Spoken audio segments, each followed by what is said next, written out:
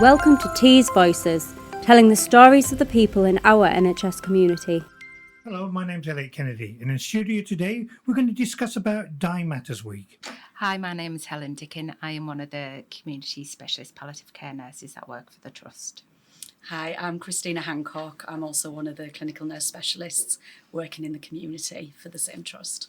Dying Matters is a really important time of year. It's a week-long campaign national, but we wanted to be part of that this year. So we wanted to come together to chat and share what we do with our patients and try to improve the experience. We see patients that have specialist needs relating to a palliative diagnosis, so we don't see all palliative patients, but we see a small group of them. We try to improve their symptoms and quality of life that they have.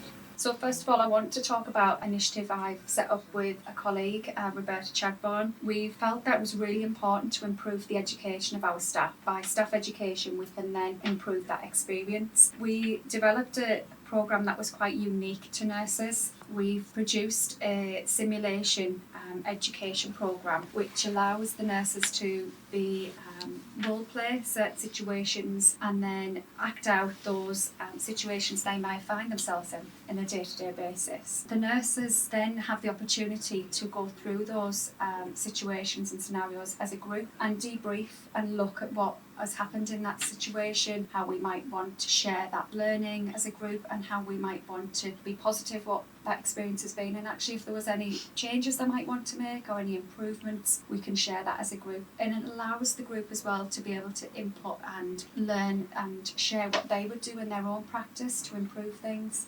It's been really, really valuable learning experience. From that education, we found that the competence from the nurses when they've arrived for the sessions to leaving the sessions been really, really thankful for the education. They've walked out more confident. The experience has been a really positive one. The impact that we've seen then on for the patients, we've found that when they go back to the work areas, they then can provide the palliative care that is expected at a core level at a more confident approach. So the experience that the patients have, we've found that is that it's been a really good one.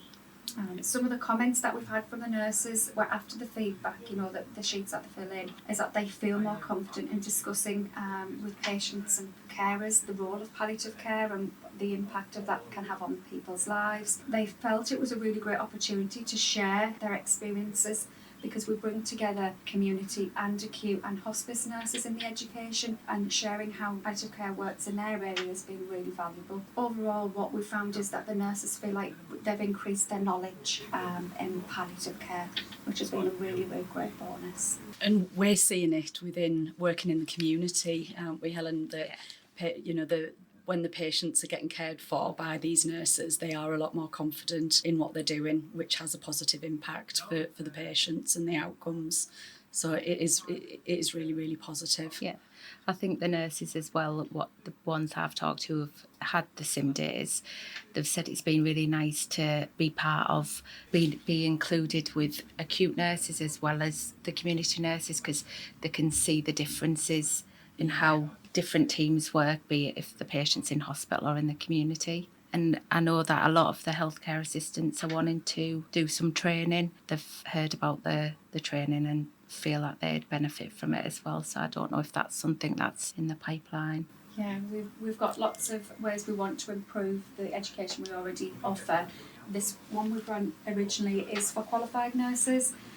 But we have got plans to move that to different areas, look at maybe some bespoke training for areas that might provide end-of-life care, palliative care a little bit differently and come across challenges in different ways. But absolutely we need to keep expanding it to different areas and different levels of staff. It's really Definitely. important. We've learned that this is a really good tool, simulation learning for nurses is really, really beneficial. Our medical colleagues do this as regular education through their programmes. It's quite unusual for nurses in palliative care to be offered this. We do offer it for things like BLS kind of simulations, but nothing like the way we use it, which has been really, really valuable.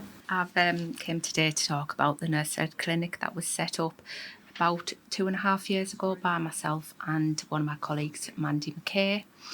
We set up, we noticed that a lot of patients that were referred to the team were still actively having treatment and able to get out and about and still enjoy their lives, and wanted to have a choice of where they were seen. Initially, we only saw patients in the hospital or in their own homes, so we found that we set up the clinic to give patients choice. Over the last 2.5 years, we have seen approximately 150 patients. We hold the clinic every Wednesday at Butterwick Hospice, and because of this we can actually see more patients in a day. It reduces on travel time for patients and staff. It really benefits the patient. They feel like they can come and take control of the situation. They can talk about what they want, but it also introduces them to the hospice. They can see what happens at the hospice. They can be referred for psychological support, for the daycare services, and it just brings in more patients into the hospice. So when or if they need it in the future, there isn't that stigma about hospice where people just go to the hospice to die. It's actually a really bright and welcoming place. I think historically hospices have been seen as a frightening place, and they've got a lot of stigma attached in the past. Yeah. But it's an opportunity to dispel some of those myths, isn't it? And actually it is a positive place, and there's lots of patients have really good outcomes when palliative care is offered right, and their improvement in their symptoms, and it's an opportunity to then be able to improve that. Yeah. So initially we set it up. When we set the hospice up, we just looked at our waiting list and decided which patients would benefit from the clinic instead of a home visit or a hospital visit. As we've gone on and we've let people know through the sim training days and things, we've started to get referrals from teams, from GPs or district nurses or even ward-based teams. We offer exactly the same as we would see it for symptom management as we would at home or in the hospital. We offer psychological support, any symptom management. We offer advanced care planning. Obviously, going forward, we would like to open it up to see the clinic have more days. We also offer virtual reality sessions to patients in the clinic, which I know Christina's going to talk about later, and we're hoping that the near future that we will have virtual reality sessions as a clinic day as well. So on from that, I set up 2.5 years ago a trial of virtual reality within palliative care with the hope of bringing it to initially patients within their own home, because although it's been used within hospitals and hospice settings for quite some time, using it within palliative care had not come to patients' own homes within the community. And I felt that those patients were really missing out on the benefits of virtual reality. So we set up a 4-month trial, which was so successful that we have then funded a kit for 2 years initially. And the virtual reality offers a non-pharmacological immersive therapy for patients rather than focusing on symptoms and whether we can provide medication to help with it. It's an alternative that runs alongside everything else that's offered.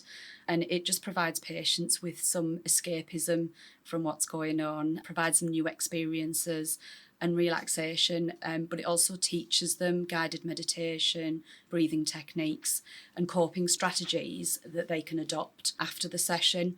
We found that the results we used it initially just in the community patients for the trial. Subsequently, because of the success of it, we've expanded that to the clinic, like Helen said, to patients coming into the clinic. We also use it with patients in hospital and in hospice. It's a very versatile kit, all in one box, so you can wheel it wherever your patients are. But it's the positive outcomes that it's shown just sort of speak for themselves. The patients self-report on a 1 to 10 scale pre and post using of it, and they report on pain, anxiety and breathlessness, and that result is exactly what they feel. It's not the clinicians or anything. We have nothing to do with it. And the results are that the patients have reported 67% reduction in anxiety levels, 59% reduction in breathlessness and 39% reduction in pain. And when we ask them how beneficial using the kit has been, 71% of the users have rated it 10 out of 10. But I think the most powerful thing with it, and I'm sure the girls will agree, when you witness a patient using it, that is so powerful in itself. It still gives me goosebumps now, seeing patients use it for the first time, see them put the headset on, put the headphones on, they're a bit dubious about what it's going to be, how it's going to help, and then you start the programmes and you watch them relax back. You watch them relax back in the chair or the bed.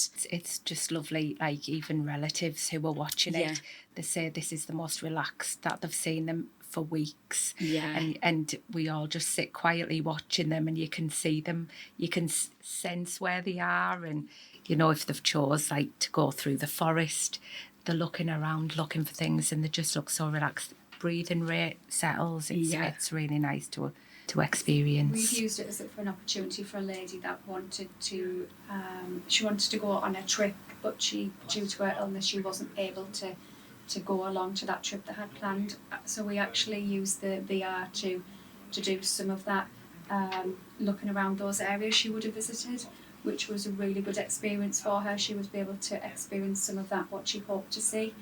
And for her, that was a really valuable use of the kit. She was quite anxious initially and quite scared and frightened. And when we introduce VR to patients or families, they think of what the kids play on, don't they? They do, yeah. So it's a bit, you think, what we're going to do with this, but when they use it and see it, they ask for more and they want to come back, don't they? Yeah. Which is really useful. But there's lots of ways we can use it, especially if there's somewhere that's important to them. That this trip would have been really important for this lady, and we couldn't have got her there sadly, but it was a way we could look at some of those experiences. I've had another lady who used it and always used to holiday in the Caribbean, and it took her back to the beaches of the Caribbean, and she just said it was the most amazing thing because she was so upset that she could never go on one of those holidays again. So it meant that it took her there. We had another chap who used to be a submariner, and he did the scuba diving out at sea, and he said that for him it's where he feels the most comfortable at sea, and it took him back to that. So it's just so powerful. You watch patients, you watch them sit there, you watch them relax, you watch their shoulders drop, their breathing rate come down, you hear them say wow while they're looking around. And some people think initially, oh, is it a gimmick? Is it just, like you say, I see my grandchildren or my children on these games consoles going on roller coasters, and I have to explain to people it's not about going on a roller coaster, it's very relaxing.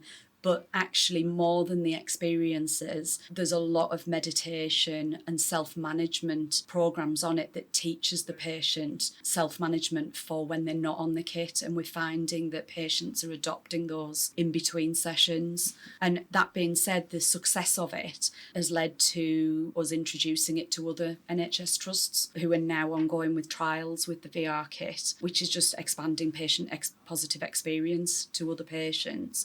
And within this trust, we are waiting delivery of our second kit so that we can offer it to more patients, allowing us to offer opportunity for patients to have it in for a longer period of time, because research shows that if patients have it for a week to 2 weeks and they can self-use it over and over again, the learning that they get from that for meditation, self-management is huge. But it's just been completely gone over the expectations we had for the kit initially. I think, am I right in saying that obviously we use this kit with our palliative patients, but obviously there's lots of other teams within our trust that are quite keen in understanding our learning. Yeah, so I've done some sessions introducing it to other teams, such as respiratory consultants when they're doing procedures that patients have to be awake for and find it quite distressing. So I've introduced it to various, and within our own team, we've now started staff wellbeing sessions with it, and we also now offer it to patients' families. I had a family where it was a mum with 2 teenagers, and they were fascinated because they can see it on the iPad what she's watching, but being teenagers, they just wanted the set on. So they both had a go, and actually that opened up communication for me after the session, because until then they were quite reserved about talking about difficult conversations, but that actually opened up that relationship and meant that we could move forward with those conversations. So it's just got so much power in so many different ways, and we're learning all the time from it. Most of our patients in the clinic absolutely love it, to the the point where they'll go, "Are we done now? Can we pop the headset on?" Like, all right then, yeah. Yeah. We've only come for the VR. We've only come for the VR, so I think, look, obviously VR that would clinic. be really good. Yeah. Even if it ran alongside the nurse ed clinic, so patients could book in regularly, weekly even, Yeah. and come and see a nurse and then go on and have their VR sessions. Yeah. The team can be contacted via our single point of access service, which patients have the number for. Professionals can refer into the service through either ICE for hospital staff or System 1 from the community. We also carry a coordinator phone 7 days a week, 9 to 5, which professionals can access through the single point of access or the switchboard, but that is only for professionals. Helen, Robyn, Christina, thank you. Thank you. Thank you for joining us. Till next time, you've been listening to Tees Voices.